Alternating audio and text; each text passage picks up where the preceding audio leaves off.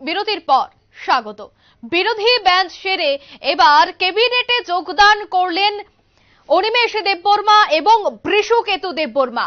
তবে রাজ্যের প্রধান বিরোধী দলনেতা হবে কে সেটা নিয়েই প্রশ্ন, অর্থাৎ মথার যোগদানের পর বিরোধী দলের ভূমিকায় কাকে দেখা যাবে।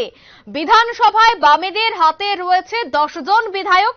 অনিমেষ দেববর্মার চেয়ারে এবার বসতে পারেন বাম বিধায়ক জিতেন্দ্র চৌধুরী, কেননা 2023-এর বিধানসভা নির্বাচনে তিপ্রামথার পর বিধায়কের সংখ্যায় বেশিতে রয়েছে বাম, অর্থাৎ সিপিআইএম। তাই সেক্ষেত্রে অনিমেষ দেববর্মার পর রাজ্যের প্রধান বিরোধী দলনেতা হতে যাচ্ছেন জিতেন্দ্র চৌধুরী, বাম বিধায়ক জিতেন্দ্র চৌধুরী, এমনটাই খবর।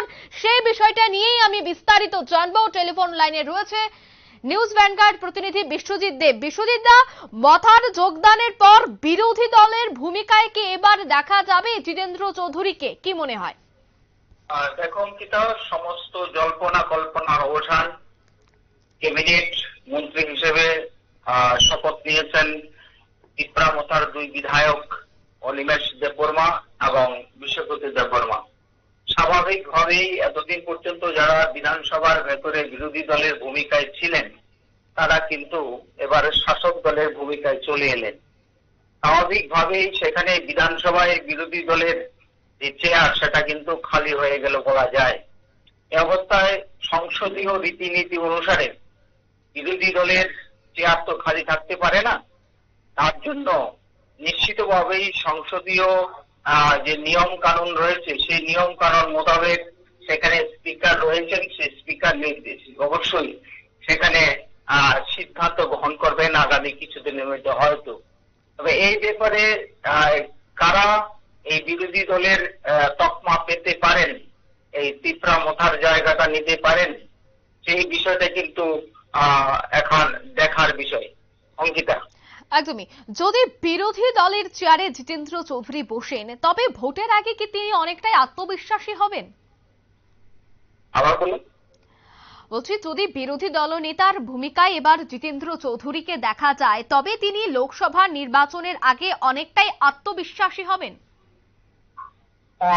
স্বাভাবিকভাবেই ত্রিপুরা রাজ্য রাজনীতিতে যে সমীকরণ, আজকের এই 2 ক্যাবিনেট মিনিস্টারের শপথ গ্রহণের ফলে সেই সমীকরণের দ্রুত রূপ বদলেছে।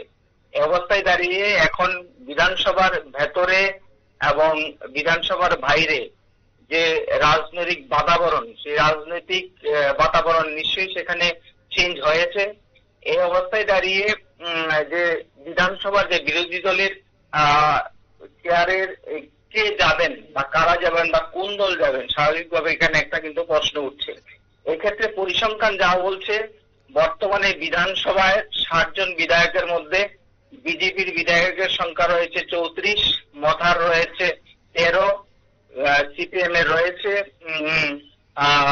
10 এবং কংগ্রেসের রয়েছে 3।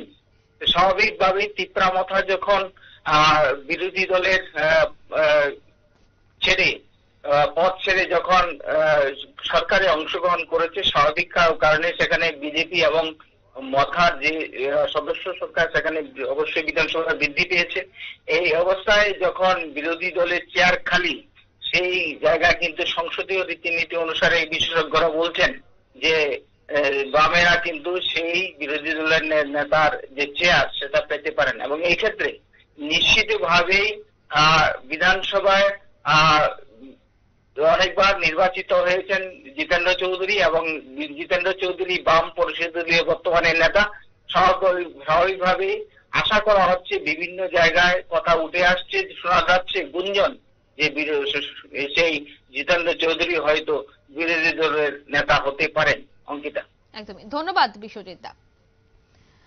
উর্মিশ দেববর্মার চেয়ারে বসছেন বাম বিধায়ক জিতেন্দ্র চৌধুরী, এমনটাই ইতিমধ্যেই খবর, যদিও সবটাই আলোচনার পর নির্ধারণ করা হবে বলেই জানা যাচ্ছে। যেহেতু উর্মিশ দেববর্মা এই মুহূর্তে শাসক শিবিরে চলে গেছেন, সেক্ষেত্রে বিরোধী দলনেতার চেয়ারে বসতে পারেন জিতেন্দ্র চৌধুরী, এবং লোকসভার আগেই যদি বিরোধী দলের চেয়ারে জিতেন্দ্র চৌধুরী বসে থাকেন, তবে সেক্ষেত্রে আবারও বিরোধী দলনেতার সেই তকমা চলে যাবে সিপিআইএম এর ঘরে।